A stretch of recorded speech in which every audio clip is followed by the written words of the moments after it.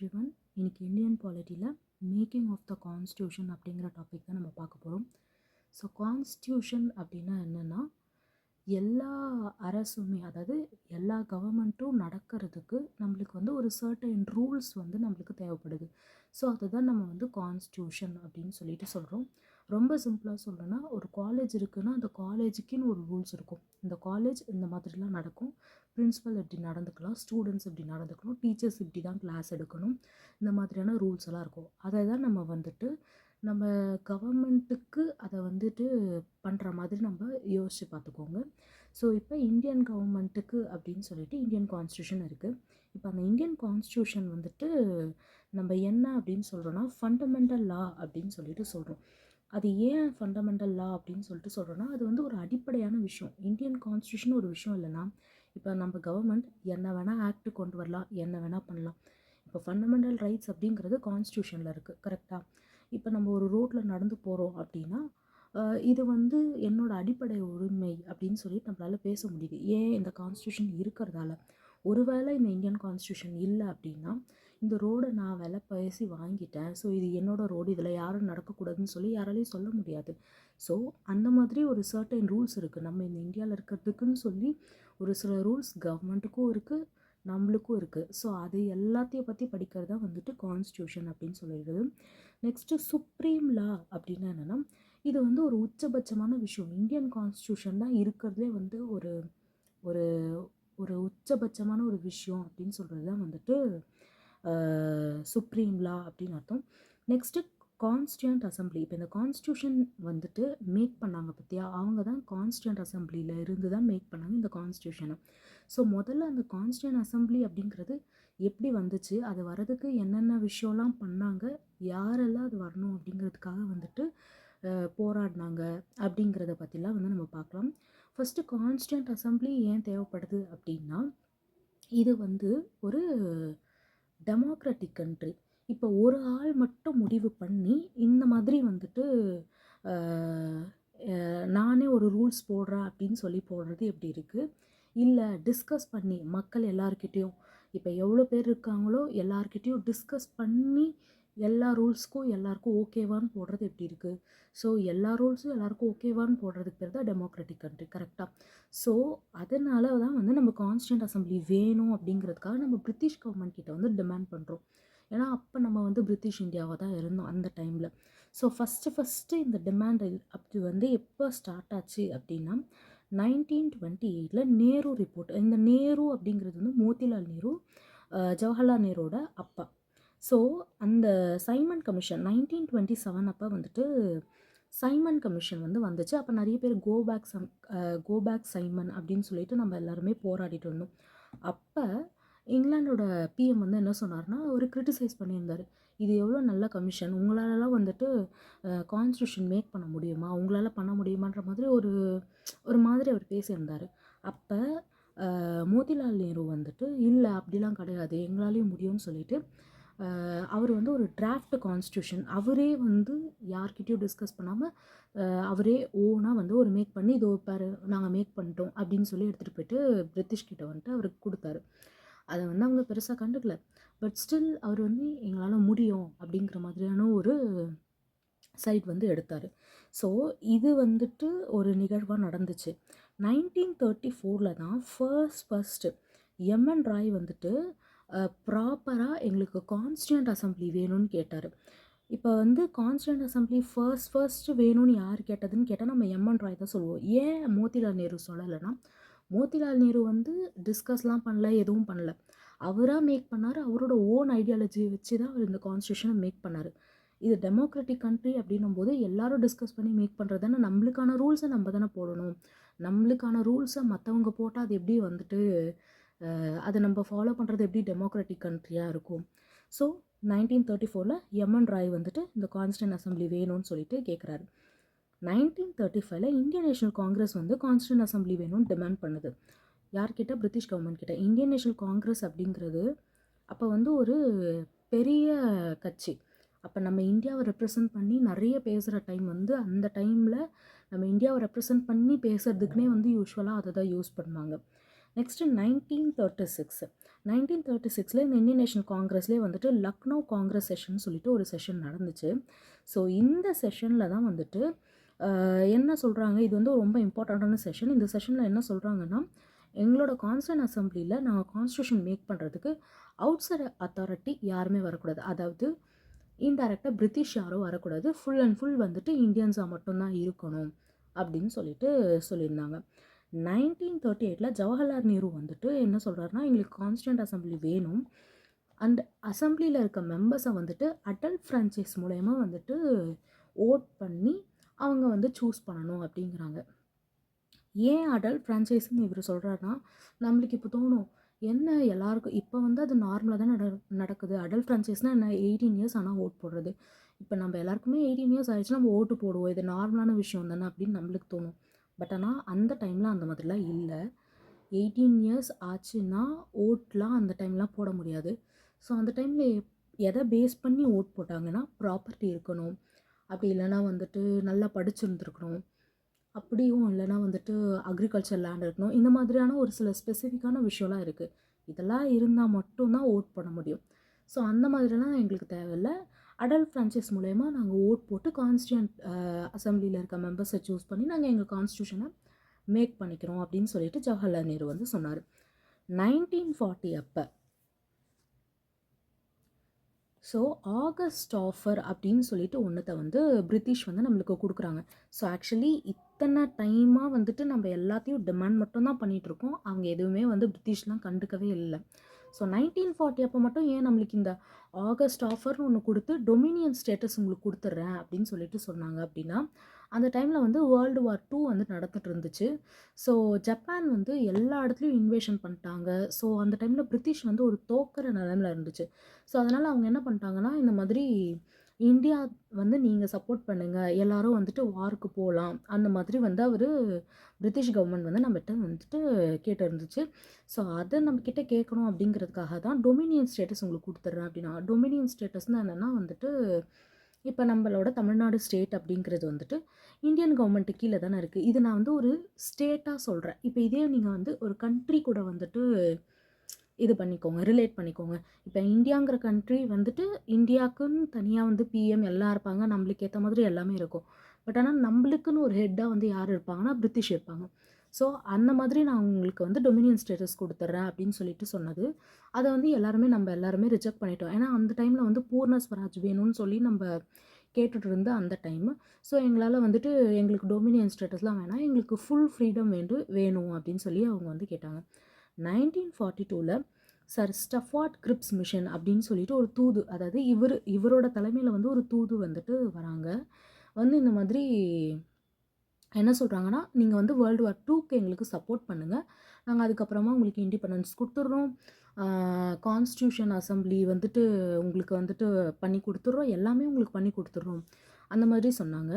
அப்போ வந்துட்டு அப்போவும் நம்ம ரிஜெக்ட் பண்ணிட்டோம். இல்லை, முதல்ல எங்களுக்கு ஃப்ரீடம் கொடுங்க, அதுக்கப்புறம் வேணால் நாங்கள் வரோம், ஆனால் எங்களுக்கு ஃப்ரீடம் இல்லைனா நாங்கள் வரமாட்டோம் அந்த மாதிரி வந்து சொல்லியிருந்தாங்க. அப்போ வந்து காந்திஜி கூட வந்து கிரிட்டிசைஸ் பண்ணார். என்ன கிரிட்டிசைஸ் பண்ணார்னா, நீங்கள் சொல்கிற உங்களோட சொல் வந்து திவாலாகின்ற செக்கு மாதிரி இருக்குது அப்படின்னாங்க. அது என்ன அப்படின்னா வந்துட்டு, இப்போ நீங்களே தோக்குற நிலமையில் இருக்கீங்க, இந்த டைமில் உங்களோட வாக்கை நாங்கள் எப்படி நம்புறது, நீங்கள் எப்போ வேணால் தோற்றுட்டு போயிட்டீங்கன்னா நாங்கள் என்ன பண்ணுறது, அந்த மாதிரியான ஒரு விஷயத்த வந்து அவர் கிரிட்டிசைஸ் பண்ணியிருந்தார். இது எல்லாம் வந்துட்டு கான்ஸ்டியூண்ட் அசம்பிளி வேணும் நம்ம டிமாண்ட் பண்ணி ஃபைனலாக கேபினட் மிஷன் அப்படின்னு சொல்லிட்டு ஒரு டீம் வராங்க, ஒரு குழு வராங்க. இவங்க வந்து தான் நம்மளுக்கு கான்ஸ்டியூண்ட் அசம்பிளி வந்துட்டு கொடுக்குறாங்க. இவங்களோட தலைமையில் தான் நம்மளுக்கு கான்ஸ்டியூண்ட் அசம்பிளி ஆக்சுவலி கொடுக்குறாங்க. ஸோ யார் யார் இந்த கேபினட் மிஷனில் இருக்காங்கன்னா, Lord பத்திக் Lawrence, sir ஸ்டஃபார்ட் grips, AV Alexander. 1946 தான் வந்துட்டு நம்மளுக்கு இந்த கேபினட் மிஷன் வந்து அக்செப்ட் பண்ணுது, கான்ஸ்டியூண்ட் அசம்பிளி வந்து மேக் பண்ணால். அது மட்டும் இல்லை, இது சர்டன் ரூல்ஸையும் போடுது. என்னென்னா, ஆக்சுவலி வந்து இந்தியாவில் வந்து 2 கான்ஸ்டியூண்ட் அசம்பிளி வேணும்னு டிமாண்ட் பண்ணியிருந்தாங்க. ஏன் அப்படின்னா, ஒன்று இந்தியாவுக்கு, ஒன்று பாகிஸ்தானுக்கு. அப்போ பாகிஸ்தான் பிரிக்கணுங்கிற மாதிரியான டிமாண்டு வந்து இருந்துச்சு இல்லையா? ஆனால் அதை வந்துட்டு கேபினட் மிஷன் வந்து அக்செப்ட் பண்ணிக்கல.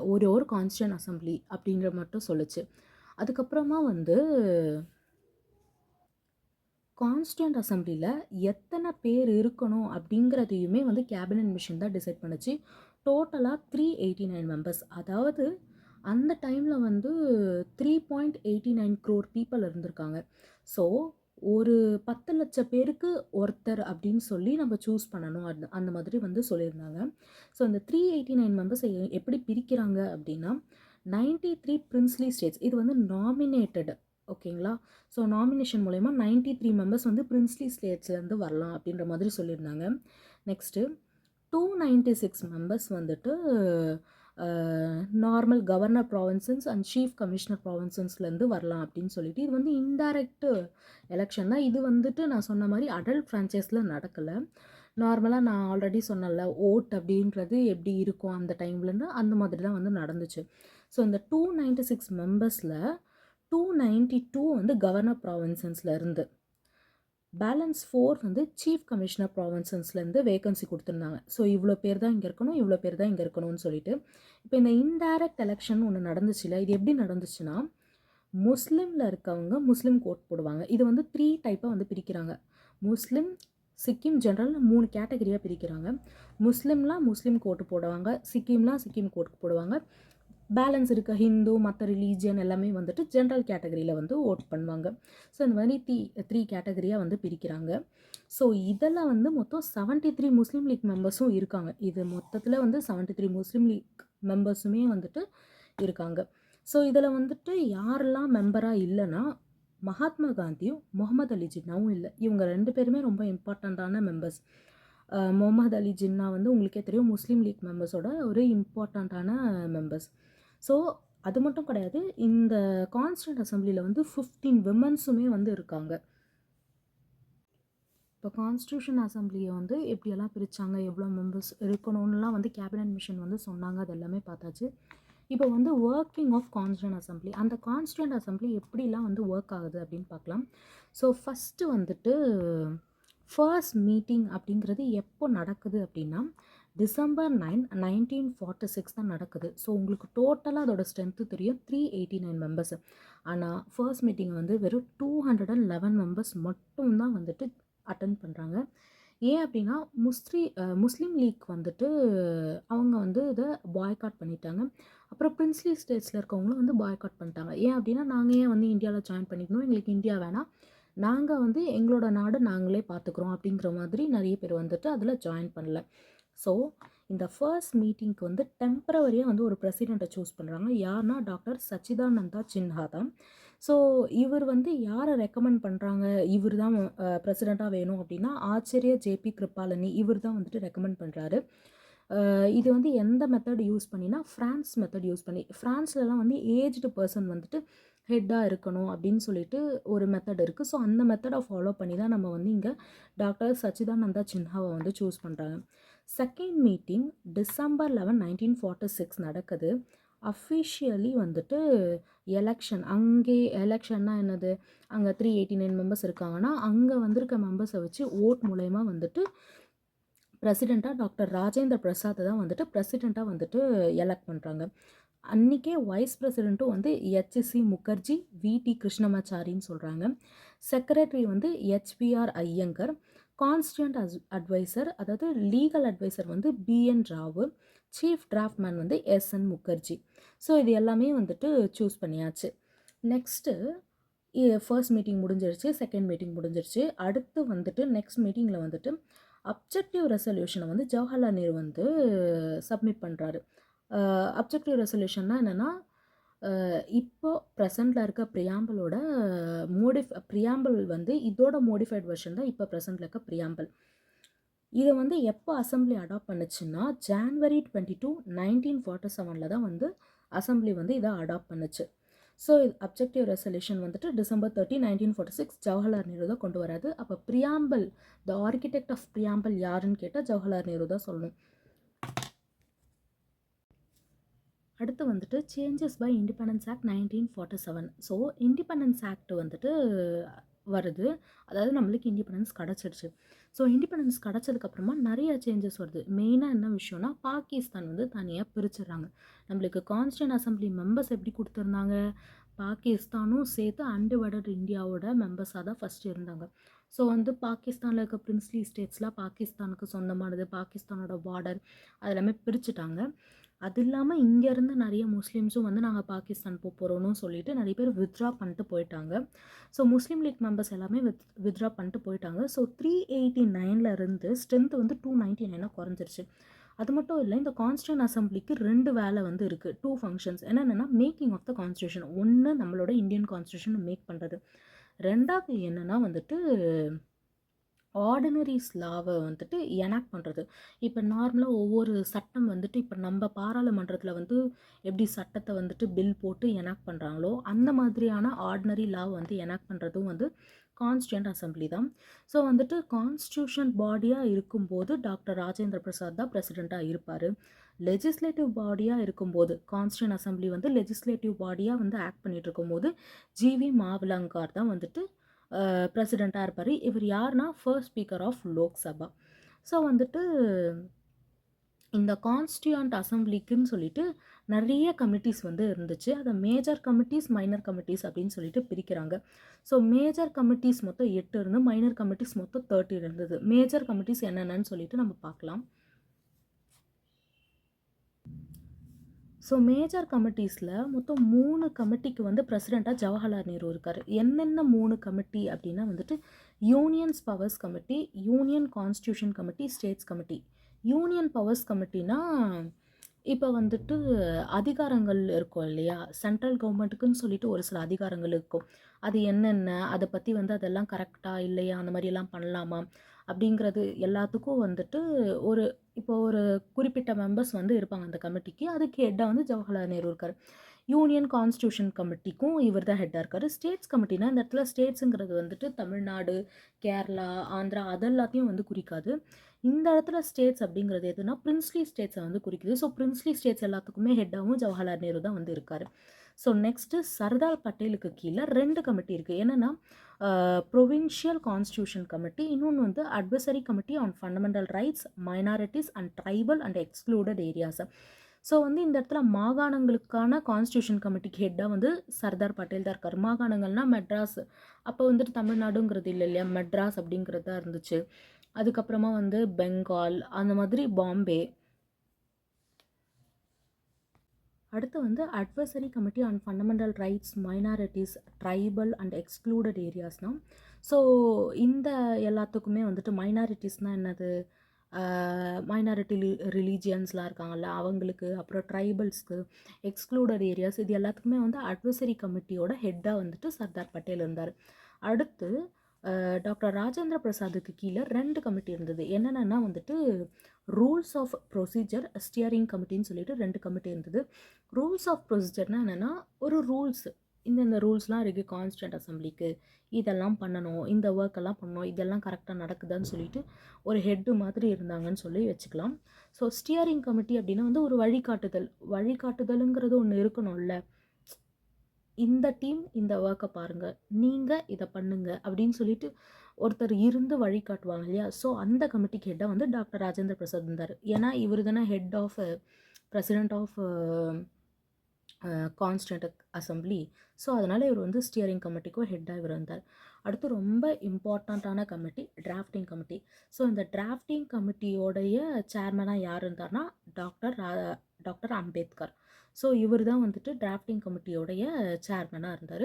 ஸோ இப்போ டிராஃப்டிங் கமிட்டி பற்றி இன்னும் கொஞ்சம் டீப்பாக வந்துட்டு பார்க்கலாம். டிராஃப்டிங் கமிட்டி அப்படிங்கிறது வந்துட்டு ஆகஸ்ட் 29, 1947 தான் வந்துட்டு ஃபர்ஸ்ட் வந்துட்டு செட் பண்ணுறாங்க.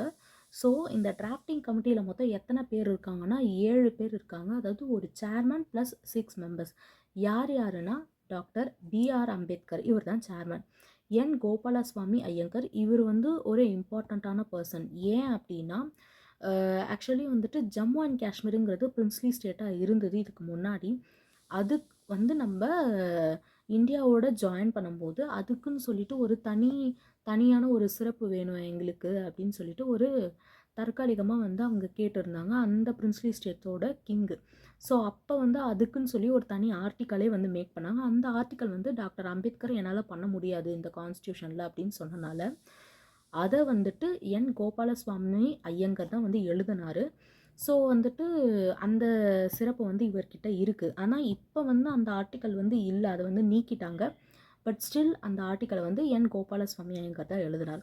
அடுத்து Alladi Krishnaswami Iyer, next doctor KM Munshi, அடுத்து வந்து சையத் முகமது சதுல்லா, அடுத்து வந்து என் மாதவராவ். அதாவது இவருக்கு முன்னாடி வந்து பிஎல் மிட்டர் அப்படின்னு ஒருத்தர் இருந்தார். அவர் ரிசைன் பண்ணனால அவரை ரீப்ளேஸ் பண்ணி என் மாதவராவ் வந்து வந்தார். அடுத்து 7th மெம்பர் அதே மாதிரி தான் டிபி கைத்தன் அப்படின்ற ஒருத்தர் இருந்தார். 1948 வந்து அவர் இறந்துட்டார். அவர் இறந்தனால அவரை ரீப்ளேஸ் பண்ணி டிடி கிருஷ்ணமாச்சாரி வந்தார். ஸோ எம்முக்கு எம்மு, கேக்கு கே அப்படின்னு ஞாபகம் வச்சுக்கோங்க. இதுவுமே வந்து இம்பார்ட்டண்ட்டான பர்சன் தான். ஸோ இவங்கெல்லாம் தான் மெம்பர்ஸ் டிராஃப்டிங் கமிட்டிக்கு. நெக்ஸ்ட் என்ன, ஃபர்ஸ்ட் டிராஃப்டை வந்து எப்போ சப்மிட் பண்ணுறாங்க அப்படின்னா February 21, 1948 வந்துட்டு சப்மிட் பண்ணுறாங்க ஃபர்ஸ்ட் டிராஃப்டை. ஃபைனல் டிராஃப்ட் எப்போ சப்மிட் பண்ணுறாங்கன்னா November 4, 1948 வந்து கான்ஸ்டியூண்ட் அசம்பிளியில் ஃபைனல் டிராஃப்ட் வந்து சப்மிட் பண்ணுறாங்க.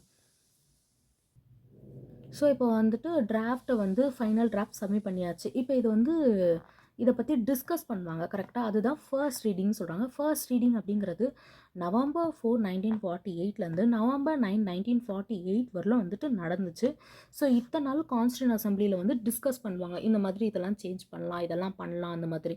ஸோ அடுத்து செகண்ட் ரீடிங் வந்து நடந்தது November 15, 1948 August 17, 1949 வரலாம். இது வரலாம் ஏன் இவ்வளோ கேப் இருந்துச்சுன்னு எல்லாருக்கும் டவுட் வரலாம். ஏன் அப்படின்னா இது கான்ஸ்டியூண்ட் அசம்பிளியில் மட்டும் டிஸ்கஸ் பண்ணல.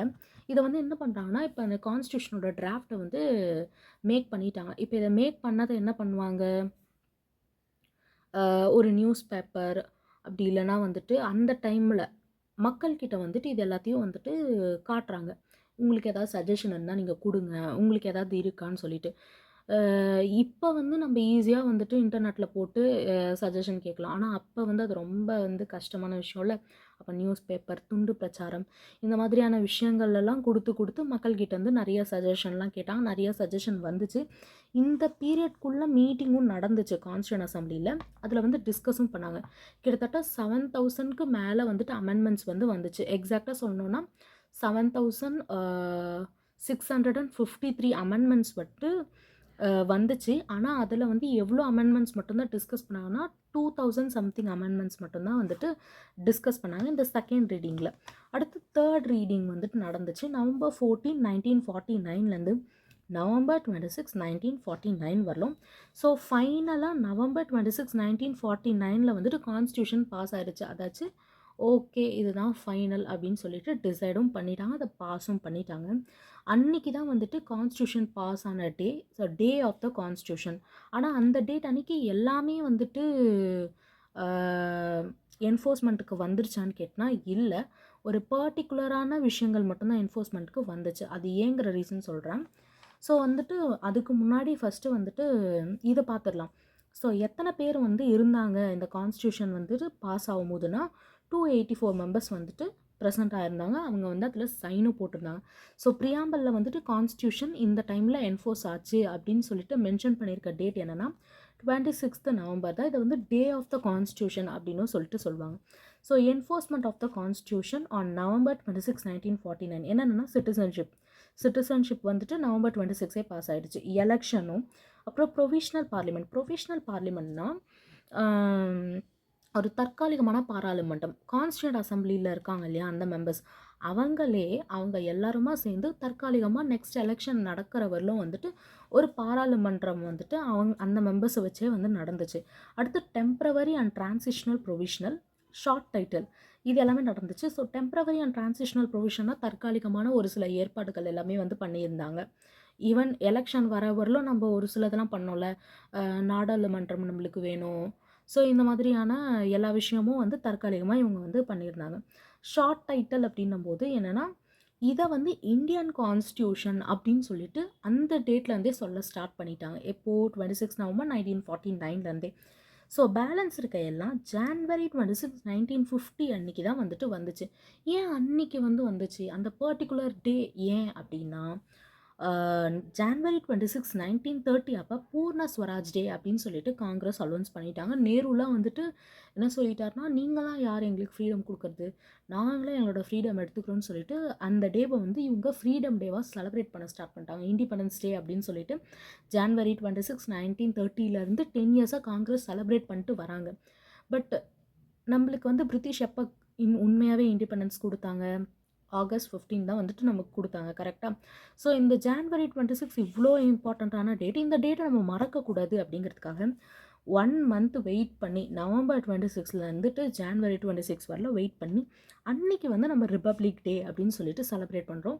பேலன்ஸ் இருக்க எல்லா கான்ஸ்டியூஷன் எல்லா இதுவுமே வந்துட்டு பேலன்ஸ் இருக்க எல்லா ஆர்டிக்கலுமே வந்துட்டு என்ஃபோர்ஸ்மெண்ட் ஆனது எப்போ அப்படின்னா வந்துட்டு ஜான்வரி 26 1950 தான், மேலே இருக்க இதை தவிர. ஓகேப்பா, இப்போ கான்ஸ்டியூஷன் வந்து மேக் பண்ணியாச்சு, இவ்வளோதான். இது மட்டும் தான் வந்துட்டு கான்ஸ்டியூஷன் அசம்பிளி பண்ண வேலையா அப்படின்னா இல்லை, இன்னும் ஒரு சில வேலைலாமும் பண்ணுச்சான். என்ன அப்படின்னா, காமன்வெல்த் மெம்பர்ஷிப்பை வந்து மே 1949 அப்போ வந்துட்டு இது வாங்குச்சான். ஏன் முதல்ல காமன்வெல்த்னா என்ன அப்படின்னா, இப்போ பிரிட்டிஷோட கொலோனியல் கீழே வந்துட்டு நிறைய கண்ட்ரிஸ் இருந்துச்சு. எக்ஸாம்பிள் வந்துட்டு South Africa, Nigeria, India, Pakistan, பங்களாதேஷ்னு எல்லாமே இருந்துச்சு, ஓகேவா? ஸோ இவங்க எல்லாருக்கும் ஏதாவது பிரச்சனை வந்துச்சுன்னா அதை தீர்த்து வைக்கிறதுக்குன்னு சொல்லிட்டு தான் காமன்வெல்த்துன்னு சொல்லிட்டு ஒன்று பிரிட்டிஷோடதில் இருந்துச்சு, ஓகே? ஸோ அதில் வந்து ஒரு மெம்பராக வந்துட்டு கான்ஸ்டியூண்ட் அசம்பிளியில் இருக்கவங்க எல்லாரும் தான் வந்துட்டு அதில் ஒரு மெம்பராக ஜாயின் பண்ணணும் அப்படின்னு சொல்லிட்டு மே 1949 வந்துட்டு இவங்க வந்து அதில் நம்ம இந்தியாவோட நேமை வந்து கொடுக்குறாங்க. அடுத்து நேஷ்னல் ஃப்ளாக் வந்துட்டு ஜூலை 22 1947 வந்துட்டு கான்ஸ்டியூண்ட் அசம்பிளி அடாப்ட் பண்ணுது நேஷ்னல் ஃப்ளாகை. நேஷ்னல் ஆத்தம் வந்து ஜான்வரி 24 1950 அடாப்ட் பண்ணுது. நேஷ்னல் சாங்கையுமே வந்துட்டு ஜான்வரி 24 1950 அடாப்ட் பண்ணுது. நேஷ்னல் சிம்பிளை வந்துட்டு ஜான்வரி 26 வந்துட்டு அடாப்ட் பண்ணுறாங்க. ஃபர்ஸ்ட் பிரசிடெண்ட் ஆஃப் இந்தியாவையுமே வந்துட்டு எப்போ சூஸ் பண்ணுறாங்க? ஜான்வரி 24 1950 அப்போ தான் வந்து டாக்டர் ராஜேந்திர பிரசாத் தான் வந்துட்டு ஃபர்ஸ்ட் பிரசிடெண்ட், நம்ம இந்தியாவோட ஃபர்ஸ்ட் பிரசிடெண்ட் அப்படின்னு சொல்லிட்டு சூஸ் பண்ணுறாங்க. So final session of constituent assembly last meeting எப்போ நடந்துச்சுன்னா ஜான்வரி 24 1950 தான். இதோட லாஸ்ட் மீட்டிங் இதுதானா? அப்போ இதோட முடிஞ்சிருச்சான்னு கேட்டால் முடியல. கான்ஸ்டியூண்ட் அசம்பிளி அப்படிங்கிற நேமில் இருந்து அது பார்லிமெண்ட், அதாவது ஒரு தற்காலிகமான பார்லிமெண்ட்டாக அது வந்து செயல்பட்டு இருந்தது. எப்போ வரலன்னா எலெக்ஷன் 1951லேருந்து 52 எலெக்ஷன் வர வரையிலுமும் வந்து இது இப்படி தான் செயல்பட்டு இருந்தது. ஸோ இதை பற்றின ஒரு சில இம்பார்ட்டன்ட் ஃபேக்ட்ஸ்லாம் பார்க்கலாமா? ஸோ ஃபஸ்ட்டு வந்து கான்ஸ்டியூண்ட் அசம்பிளி மேக் பண்ணுறதுக்கு கான்ஸ்டியூஷனை மேக் பண்ணுறது, தப்பாக சொல்லிட்டேன், கான்ஸ்டியூஷனை மேக் பண்ணுறதுக்கு வந்துட்டு எவ்வளோ நாள் எடுத்துக்குச்சுன்னா 2 years 11 months 18 days, எக்ஸாக்டாக இவ்வளோ டேஸ் வந்து எடுத்துக்குச்சு. ஸோ மொத்தம் இவங்க என்ன பண்ணுறாங்கன்னா 60 கண்ட்ரீஸ், ஓகேயா? ஸோ டோட்டலாக 60 கண்ட்ரியோட கான்ஸ்டியூஷன் எல்லாத்தையும் படித்து நம்ம கான்ஸ்டியூஷன் மேக்கர்ஸ் இவங்க என்ன பண்ணுறாங்கன்னா 60 கண்ட்ரியோட எல்லாத்தையும் படித்து அதில் இருக்க நல்லது கெட்டது எல்லாத்தையும் பிரித்து படித்து ஃபைனலாக அதுலேருந்து நிறைய விஷயங்களை ஃபாலோ பண்ணி நம்ம இந்தியன் கான்ஸ்டியூஷனை மேக் பண்ணாங்க. ஃபார் எக்ஸாம்பிள் வந்துட்டு அமெரிக்கன் கான்ஸ்டியூஷன் தான் ஃபண்டமெண்டல் ரைட்ஸ் அப்படிங்கிற ஒரு விஷயத்தை வந்து இந்தியா வந்து ஃபாலோ பண்ணுது. ஸோ அந்த மாதிரி ஒவ்வொரு விஷயத்தையும் வந்துட்டு எதெல்லாம் யார் யார்கிட்டலாம் எதெல்லாம் நல்லது இருக்கோ அது எல்லாத்தையும் நம்ம ஃபாலோ பண்ண ஸ்டார்ட் பண்ணிட்டோம். அடுத்து டிராஃப்டை ப்ரிப்பேர் பண்ணுறதுக்கு மொத்தம் 141 days வந்துட்டு ஆச்சான். ஸோ உங்களுக்கு டவுட் வரும், டிராஃப்ட்டை ப்ரிப்பேர் பண்ணுற டேட்டுக்கும் இதுவும் கேல்குலேட் பண்ணால் 141 days வரலையே, என்னடா இது அப்படின்ட்டு. மீட்டிங் நடந்த டேட்டை மட்டும்தான் இங்கே வந்து சொல்கிறாங்க. நெக்ஸ்ட்டு அதை கன்சிடர் பண்ணாங்க இல்லையா, அதாவது ஃபர்ஸ்ட் ரீடிங் செகண்ட் ரீடிங் அதெல்லாம் நடந்துச்சுல்ல, அதை வந்து 114 days அப்படின்னு சொல்லிட்டு சொல்கிறாங்க.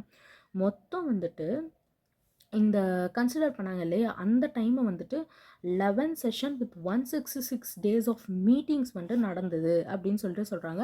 நான் சொன்னேன் இல்லையா 2000 சம்திங் அமெண்ட்மெண்ட் வந்து இவங்க டிஸ்கஸ் பண்ணாங்கன்னு, அது வந்து 2473 மெம்பர்ஸ் 73 நம்பர்ஸோட அமெண்ட்மெண்ட்ஸ் எல்லாத்தையுமே வந்து டிஸ்கஸ் பண்ணாங்க, நடந்துச்சு டிராஃப்ட் கான்ஸ்டியூஷன்லேருந்து. இதுக்கு மொத்தம் எவ்வளோ செலவுனா 64 lakh. அப்போ பாருங்கள் 64 lakhல இந்தியன் கான்ஸ்டியூஷனே மேக் பண்ணிட்டாங்க. இப்போ வந்து அந்த 64 lakhs இருந்தால் நம்மளால் ஒரு வீடு மட்டும்தான் வாங்க முடியும், வேறு எதுவுமே பண்ண முடியாது. அதுவே வந்து வாங்குறதுங்கிறது கொஞ்சம் ஆச்சரியமாக தான் இருக்குது. இப்போ 12 volumes வந்து இவங்க வந்து மேக் பண்ணியிருக்காங்க. என்னென்னா அதாவது டிசம்பர் 9 ஃபர்ஸ்ட் மீட்டிங்லேருந்து till லாஸ்ட் மீட்டிங் January 24, 1950 வரையிலுமும் அவங்க பேசினது எல்லாத்தையுமே வந்துட்டு ஒரு வால்யூம் புக் மாதிரி போட்டு மொத்தம் 12 வால்யூம் இருக்கான்.